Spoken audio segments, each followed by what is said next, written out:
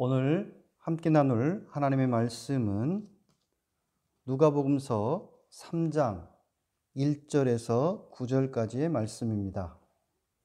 신약 누가복음서 3장 1절에서 9절까지의 말씀 제가 봉독해 드리겠습니다. 디베레오 황제가 왕위에 오른 지 15째 해에 곧 본디오 빌라도가 총독으로 유대를 통치하고 헤롯이 분봉왕으로 갈릴리를 다스리고 그의 동생 빌립이 분봉왕으로 이두레와 드라고니 지방을 다스리고 루사니아가 분봉왕으로 아빌레네를 다스리고 안나스와 가야바가 대제사장으로 있을 때에 하나님의 말씀이 광야에 있는 사가랴의 아들 요한에게 내렸다. 요한은 요단강 주변 온 지역을 찾아가서 죄사함을 받게 하는 회개의 세례를 선포하였다. 그것은 이사야의 예언서에 적혀 있는 대로였다. 광야에서 외치는 이의 소리가 있다. 너희는 주님의 길을 예비하고 그 길을 곧게 하여라. 모든 골짜기는 메우고 모든 산과 언덕은 평안하게 굽은 것은 곧게 하고 험한 길은 평탄하게 해야 할 것이니 모든 사람이 하나님의 구원을 보게 될 것이다. 요한은 자기에게 세례를 받으러 나오는 무리에게 말하였다. 독사의 자식들아, 누가 너희에게 닥쳐올 진노를 피하라고 일러주더냐? 회개에 알맞는 열매를 맺어라. 너희는 속으로 아브라함은 우리의 조상이다 하고 말하지 말아라. 내가 너희에게 말한다. 하나님께서는 이 돌들로도 아브라함의 자손을 만드실 수 있다. 도끼를 이미 나무 뿌리에 갖다 놓으셨다. 그러므로 좋은 열매를 맺지 않는 나무는 다 찍어서 불 속에 던지신다. 오늘 이 자리에 함께 하신 우리 모든 교우들과 또 온라인으로 예배에 참여하는 성도님들에게 주님의 은혜와 평강이 가득 임하시기를 기원합니다. 지난 2015년 9월에 아주 놀라운 소식을 하나 들었습니다. 인도 북동부 켈로르라고 하는 오지 마을에 사는 한 남성이, 그 이름은 다시란 만지라는 사람인데요. 무려 22년간이나 마을 인근에 거대한 험준한 돌산을 깨뜨려 가지고 거기에 길을 냈다는 겁니다. 이 사람이 그렇게 엄청난 일을 한 이유는 자신의 사랑하는 아내가 그 산에 올랐다가 발이 미끌려 가지고 발을 다쳤어요. 크게 다친 것 같아요. 그런데 병원으로 빨리 옮기려고 했지만 그 병원이 너무 멉니다. 오지 마을이다 보니까. 그 산을 통과해서 직선으로 가면 한 15km 정도면 병원까지 닿는데, 그 산이 가로막혀 있기 때문에 그 산을 빙 돌아가야 되는, 늘 그런 식으로 생활을 했던 것 같아요. 그래서 그렇게 돌아가게 될 경우에는 무려 55km나 되는 어마어마한 너무나 먼 거리입니다. 병원까지. 사랑하는 아내를 그렇게 잃고 나서 이 만지라는 사람은 그 산을 어떻게든 깨뜨려서 길을 내야 하겠다, 내고야 말겠다, 아마 굳은 결심을 한 걸로 보입니다. 그래서 새벽 4시면 매일같이 일어나서, 이 사람은 이제 넉넉한 생활을 하는 사람이 아니에요. 그래서 그 남의 소작을 아마 하고 살았던 농부였던 것 같습니다. 그러니까 농산일을 일찍 마쳐놓고 남은 시간에 매일같이 그 돌산을 정 하나와 망치 하나를 가지고서 깨뜨려 나가기 시작합니다. 그 망치와 정도 염소 3마리를 팔아가지고 구입을 했다라고 합니다. 마을 사람들이 말렸겠죠, 당연히. 이게 무슨 짓이냐? 도저히 불가능한 일이다. 이게 미친 짓이다. 하지 마라. 라고 말렸죠. 뜯어 말렸는데도 불구하고 이 만지는 계속해서 그 일을 하였습니다. 무려 22년간이나 그 일을 하였고 드디어 길을 내버린 거예요. 돌산을 깨뜨려서. 얼마나 긴 길을 냈냐면 무려 길이가 110m, 그리고 폭이 9.1m, 높이만 7.6m에 달하는 길입니다. 중국 고사성어에 우공이산이라는 말이 있지 않습니까? 어리석은 우공이 산을 옮긴다. 실제로 그 고사성어를 온몸으로 이 만지라는 사람은 살아낸, 그 고사성어가 실제 일어날 수 있는 일임을 보여준 하나의 사례를 제시하였습니다.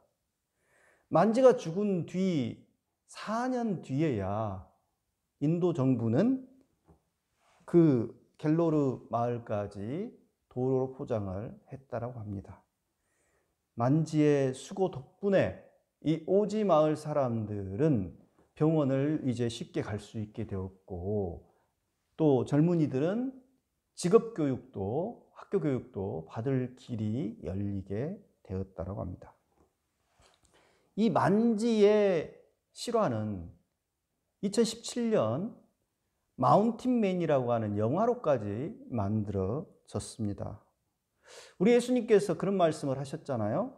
너희에게 겨자씨 하나일 만한 믿음이 있으면 이 산들어 여기에서 저기로 옮겨가라 하면 그대로 될 것이고 너희가 못할 일이 없을 것이다. 우리 그리스도인들은 그 말씀을 믿는다라고는 말로 합니다. 하지만 마음속으로는 에이, 어떻게 그런 일이 있겠어? 과장이지. 이렇게 불신하는 건 아닌지, 이 만지 이야기를 통하여서 다시 한번 생각을 하게 됩니다. 불가촉 천민, 배운 것 없는 이 만지, 인도의 이 사람 뭐 기독교인이 아닌 것 같아요. 그럼에도 불구하고 사랑하는 아내에 대한 그 사랑, 그 한 가지만으로 거대한 돌산에 길을 내는 놀라운 일을 행했다라고 하는 것이죠. 아내와 같은 그 비극적인 죽음이 다시는 일어나서는 안 된다. 그런 신념 하나로, 일념으로 이 엄청난 일을 혼자서 일궈낸 것입니다. 돌이켜보면 세례자 요한도 혼자서 묵묵히 기나긴 세월을 바쳐서 길을 닦는 사람이었습니다. 누가복음서는 복음서 중에서 유일하게 세례자 요한의 탄생 이야기를 전해주는 복음서입니다. 세례자 요한은 예수님 못지않게 아주 독특하게, 아주 기적적으로 태어난 사람입니다. 부모님이 매우 연로한 상태였고 제사장 가문의 사람들이었던 이 부모님, 그러니까 사가랴와 엘리사벳인데요, 둘 다 연로한 사람들이에요. 그런데 자녀가 없습니다. 네? 하나님께서 천사를 보내서 요한이 태어날 것이다라고 수태고지를 줬고 실제로 요한이라는 아이가 태어났죠. 그런데 여러분들 생각해 보세요. 부모님이 이미 연로한 상태이기 때문에 요한이 아마 소년 시절, 잘해봐야 그때에 이미 사가랴와 엘리사벳은 늙어서 사망을 했을 거라고요. 그러면 이 요한은 거의 고아처럼 혼자서 자라야만 됐을 겁니다. 이 누가복음서는 요한이 어떤 성장 과정을 거쳤는지 아주 짤막하게 언급을 하고 있는데요. 뭐라고 하냐면 이 아이가 하나님의 주님의 보살피는 손길에 따라서 심령이 강건하여졌다라고 되어 있습니다. 강건하여지고 광야로 혼자 나갔다 이렇게 되어 있어요. 부모 없이 크는 아이들 대부분 병약하고 파리한 모습, 모습을 하기 쉽지 않습니까? 그런데 요한은 그렇지 않고 어릴 때에 부모님이 일찍 부모님을 여의었을 텐데도 불구하고 하나님의 보살핌에 따라서 강건한 몸을 지녔고 광야로 나갔다는 거예요. 그러니까 어린 나이에 나간 거예요. 어린 시절부터. 참 희한한 일이죠. 스스로 고생길을 자처해서 광야로 나갔습니다. 광야로. 요한은 부모님이 다 그 제사장 집안이잖아요.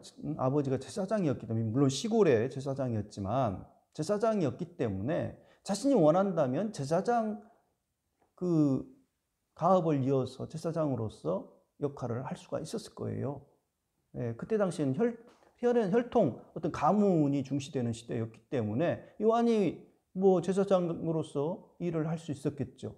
또한 누가복음을 보면은 동네 사람들이 이 사가랴 집안, 엘리사벳 집안을 잘 알고 있어요. 그 친족들 가운데 요한이라는 이름을 가진 사람이 없다, 뭐 그런 이야기도 하는 걸 볼 때에 그 친족들 가운데 쟁쟁한 사람들도 분명히 나름 있었던 걸로 보입니다. 그래서 원한다면 친족들의 도움을 받아서 생계를 잇는데 큰 어려움은, 지장은 없었지 않았을까 싶어요. 그럼에도 불구하고 요한은 편한 길이 아닌 고생길을 자처해서 스스로 어린 나이에 광야로 들어갔다라고 하는 것이죠. 그런데 그 기나긴 광야 생활을 마치고 이 요한이 공생애를 시작할 무렵 누가는 그 당시의 상황에 대해서 먼저 언급하고 있습니다. 뭐라고 합니까? 디베rio 황제가 왕위에 오른 지 15째 해였고 본디오 빌라도가 총독으로 유대를 통치하고 헤롯이 분봉왕으로 갈릴리를 다스리고 그의 동생 빌립이 분봉왕으로 이두레와 드라고니 지방을 다스리고 루사니아가 분봉왕으로 아빌레네를 다스리고 안나스와 가야바가 대제사장으로 있을 때라고 말합니다. 우리가 구약성경 애언서들을 보면요, 그 서두에 어떻게 시작합니까? 누가 다스리던 때라고 이렇게 쭉 언급을 하죠. 예를 들면 호세아서를 보면은 우시야와 요담과 아하스와 히스기야와 또 유다를 그들이 유다를 다스리고 요아스의 아들 여로보암이 이스라엘을 다스리던 때, 바로 그때에 주님의 말씀이 호세아에게 임했다, 뭐 이런 식으로 나오잖아요. 그러니까 어느 왕이 다스리던 때. 아마 이제 세례자 요한은 애언자였지 않습니까? 애언자이다 보니까 누가가 구약의 애언서들의 그런 어떤 형식을 빌어서 그렇게 앞부분에 어느 왕 때에 요한이 등장해서 공생애를 시작했는지 그걸 언급을 하려 한 걸로 볼 수도 있겠죠. 그런데요, 이 애언서들의 그런 묘사와는 다른 점을 우리가 볼 수가 있습니다. 단지 어느 왕 때에 세례자 요한이 대중 앞에, 사람들 앞에 나타나서 활동했다는 것만 이야기하려고 했다면 어떻게 해야 되겠습니까?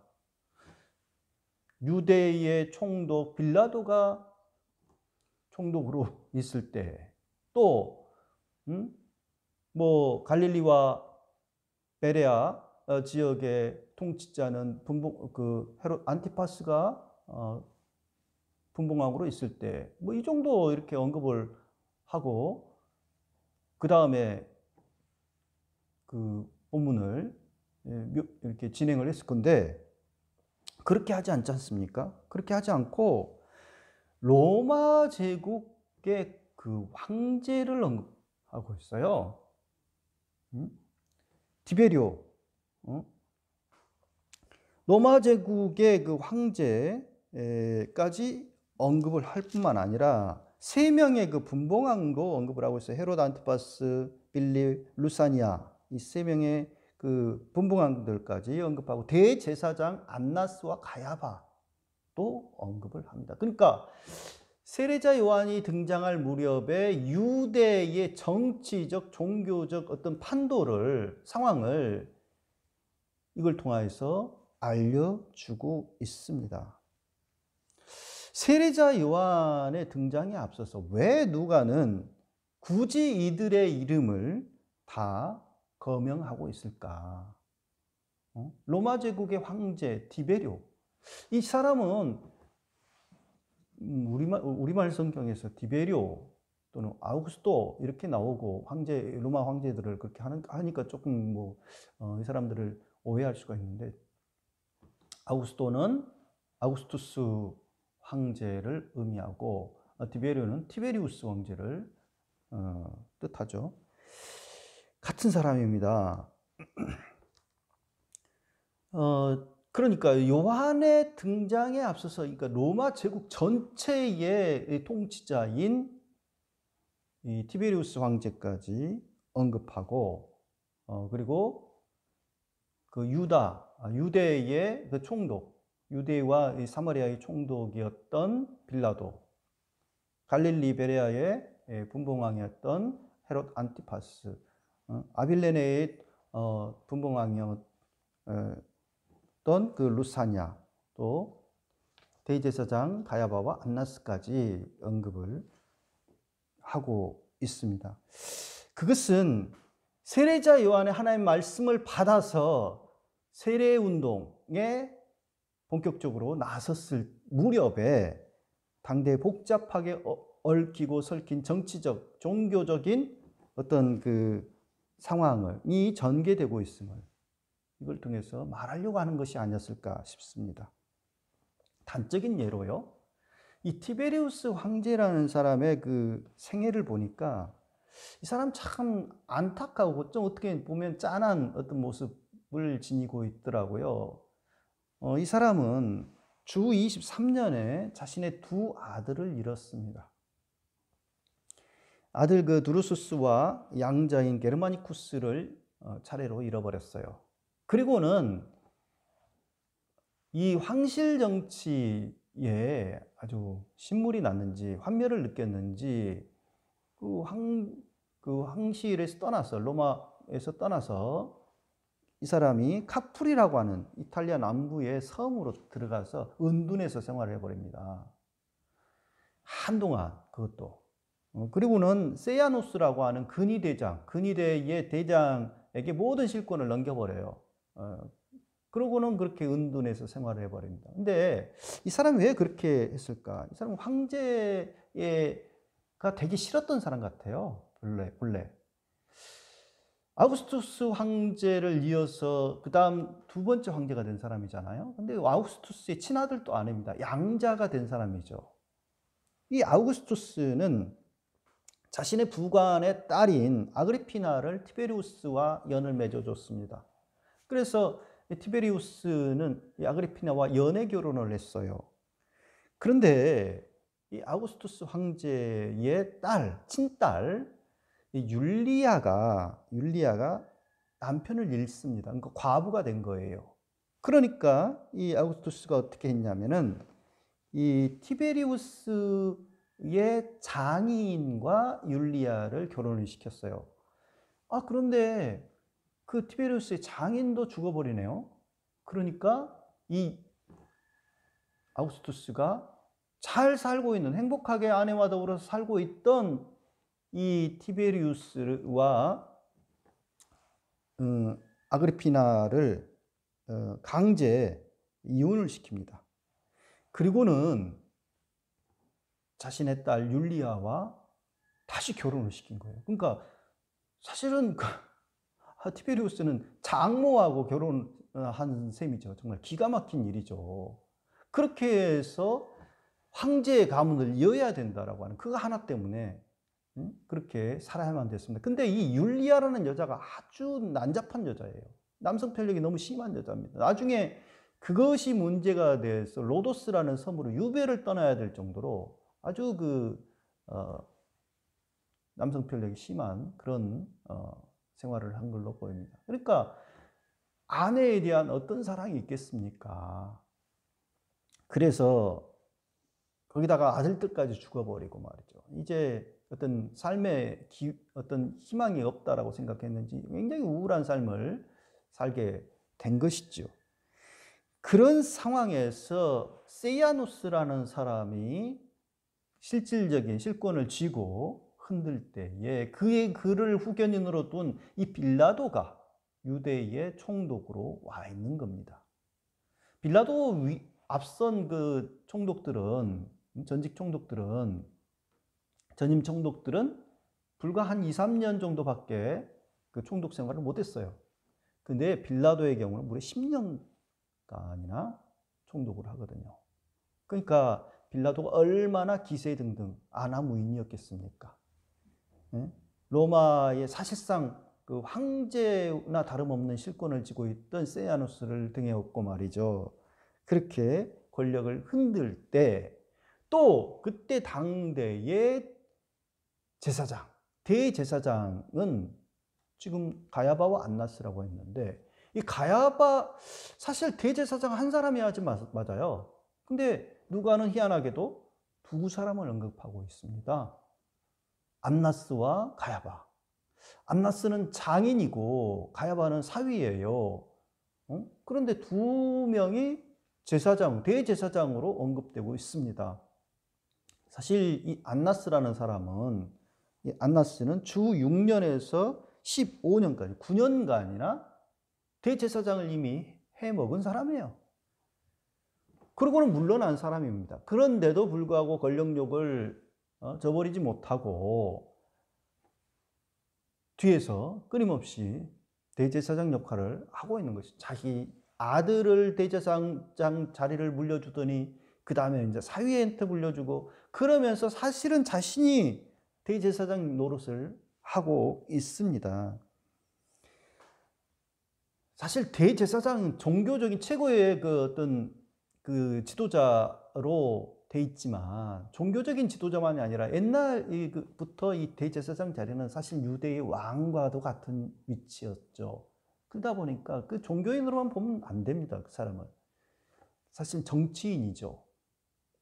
그런데 그 정치적인 야욕에 눈이 멀어서 그런 짓을 계속 하고 있습니다. 헤롯 가문도 로마 제국 황실과 거의 뭐 도찐개찐이에요. 이 헤롯 가문은 근친혼에 권력 다툼이 너무 극심했기 때문에 로마조차 헤롯 대왕이 죽고 난 다음에 이게 통제하기가 너무 힘들다라는 생각을 했던지 이 헤롯 대왕의 세 아들한테 그 헤롯 왕국을 갈기갈기 찢어서 그렇게 나눠준 것 아닙니까? 그래서 헤롯 아켈라오, 헤롯 빌립, 또 헤롯 안티파스에게 이렇게 제국 왕국을 나눠줘 버린 거예요. 그 근친혼이 또 문제가 돼서 이 빌립의 아내 이복 동생, 이 헤롯 안티파스의 이복 동생이 이 빌립의 아내였던 헤로디아를 또 안티파스가 취하는 것을 보고 세리자 요한이 그것을 항의하고 문제지 삼았지 않습니까? 그러다 보니까 그것 때문에 결국 그 세리자 요한이 목배임을 당해서 처형당하는 그런 끔찍한 일이 나중에 벌어지죠.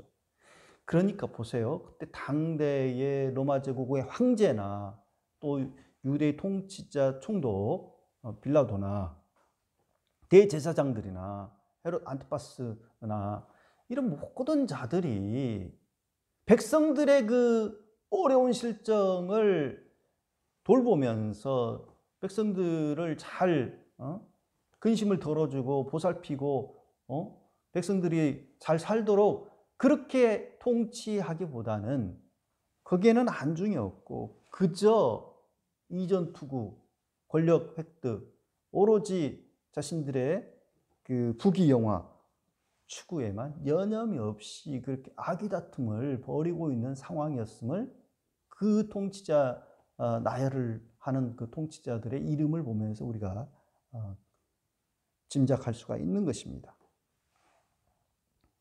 그들에게는 진리를 추구하며 하나님 뜻에 겸허히 순종하려는 그 어떤 의지도 없습니다. 오늘날 상황도 마찬가지죠. 오늘날 정치인들한테 어떤 이 세계의 희망을 그들에게 의지하여서 보려고 한다라고 하는 것은 그건 어리석은 생각이라고 봅니다. 그들에게 무슨 메시아적인 어떤 희망을 기대할 수가 있겠습니까? 바로 이러한 때에 요한은 주의 말씀을 듣고 회개의 세례 운동을 떨쳐 나선 것입니다. 평생 동안 메시아의 길을 준비하고자 수도한 끝에 드디어 떨쳐 나선 것입니다. 요한은 이사야가 예언한 대로 주의 길을 예비하고 곧게 하는 일을 위해서 이 광야에 외치는 자의 소리가 된 사람입니다. 이사야가 예언한 주의 길을 예비하고 곧게 하는 일이 도대체 무엇일까요? 요한의 말로 그것을 바꿔서 이야기를 하면은 그것은 바로 회개에 알맞는 열매를 맺는 일입니다. 본래 그 이사야가 예언했던 그러니까 제2 이사야가 예언한 이 말씀은 바벨론 포로 생활을 하고 있던 유대 백성들이 바벨론 포로 생활에서 지쳐 있을 때 아무런 희망이 없는 그러한 나날을 보내고 있을 때에 제2 이사야는 이 예언을 통해서 주님께서 광야를 가로질러서 너희들을 데리러 오신다. 너희들을 데리고 다시 고향 땅으로 가실 것이다. 라는 희망을 제시한 겁니다. 그래서 주님께서 오시는 그 길을 닦아라. 예비하라. 그렇게 예언한 말씀입니다. 5.18 그 망월무역 있지 않습니까? 그 망월무역이 제가 어떤 이야기를 들었냐면 옛날에 거기까지 가는 길이 그 비포장 도로였대요. 상당히 그 길게 들어가는 길인데 전두환이 거기를 방문한다고 하니까 바로 그 전날 그냥 아스팔트가 깔렸다고 그래요. 포장이 돼버렸다고 그래요. 참 기가 막힌 일인데요. 뭐 왕이 온다 또는 누가 그 높은 사람이 온다 그러면 부지런히 길을 쓸고 닦고 그렇게 청소를 하지 않습니까?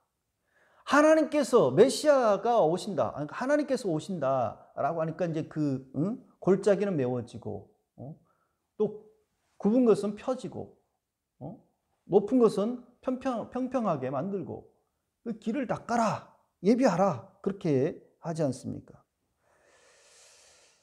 이는 단순히 눈에 실제 보이는 어떤 굽어진 어떤 길이나 높은 어떤 산이나 언덕을 또는 골짜기를 편편하게 만들어라 그런 이야기는 아니고요. 상당히 그 은유적인 말씀입니다. 바로 우리 마음속에 골이 패인 것이랄지 굽어진 것이랄지 또는 높은 산과 언덕으로 가로막혀 있는 것들을 주님께서 오시는 통로로 만들어라. 잘 닦아서 편편하게 만들어서 그런 의미라고 할 수가 있겠죠. 근데 이 요한 세례자 요한의 외침은 우리 복음서에서 이 말씀이 인용했을 때는 이 말씀을 인용했을 때의 의미는 이사야가 선포했던 의미와는 조금 달라집니다. 그때 당대는 바벨론 포로로 끌려갔던 사람에게 희망의 메시지로 이 말씀이 선포되었다면 이제 신약시대 복음서에서 이 말씀이 세례자 요한과 관련해서 선포될 때는 메시아 곧 구원자가 곧 도래한다. 바로 그 길을 준비해라, 닦아라 그런 차원의 말씀으로 이게 의미전환이 되고 있는 것이죠. 그래서 주님의 길을 준비하는 것은 자신의 가문이 뭐 아브라함이 자손이고 뭐 유대인이고 뭐 이런 차원으로 해가지고 닦을 수 있는 것이 아니고 자신을 철저히 비우고 메시아를 맞아들일 준비를 하는 가난한 마음의 영혼의 소유자들이 되지 않으면 주님의 길을 예비하기 힘들다, 어렵다라고 하는 차원에서 이 말씀을 새길 수 있을 것입니다. 오늘은 대림절 첫 주일입니다. 한자말로 대림, 대림은 기다릴 때자, 임할 임자를 쓰고 있습니다. 그러니까 주님의 오심을, 도래하심을 기다린다, 준비한다, 고대한다, 그런 의미가 담겨 있다고 볼 수 있습니다. 아기 예수님께서 오신 날, 성탄의 날과 또 다시 오시마 약속하신 주님의 오실 날을 기다리는 절기가 바로 대림절입니다. 한평생 세례자 요한은 주님의 길을 준비하고 또 준비하고 닦는 일을 하였습니다. 자신의 평생을 바쳐서. 그러한 삶을 살았던 이 세례자 요한을 떠올리면서 우리도 주님을 기다리며 그 길을 닦는 삶으로 날마다 나아가는 저와 여러분들 되기를 간절히 기원합니다. 기도하겠습니다. 하나님, 우리는 얼마나 주님의 길을 준비하는 삶을 살고 있습니까? 세례자 요한은 어린 나이에 굳은 결심을 하고 주님의 길을 준비하고자 스스로 고생을 자처해 광야로 나아가서 한평생 동안 주님의 말씀이 내리기까지 자신을 철저히 비우며 수도하는 삶을 살았고, 마침내 세상에 나와서 주의 길을 예비하라고 이미 도끼가 나무 뿌리에 놓여 있다. 내게 합당한 알맞는 열매를 다 맺으라고 외쳤습니다. 주님, 우리 또한 날마다 주님의 길을 잘 준비하고 닦아 나아가는, 그래서 주님의 오실 길이 굽어지지 않고 주님의 오실 길이 패인 길이 아닌 그런 곳으로 만드는 저희 모든 믿음의 권속들 되도록 주님 이끌어 주시길 바라옵나이다. 주 예수님의 이름으로 간절히 기도드리옵나이다. 아멘.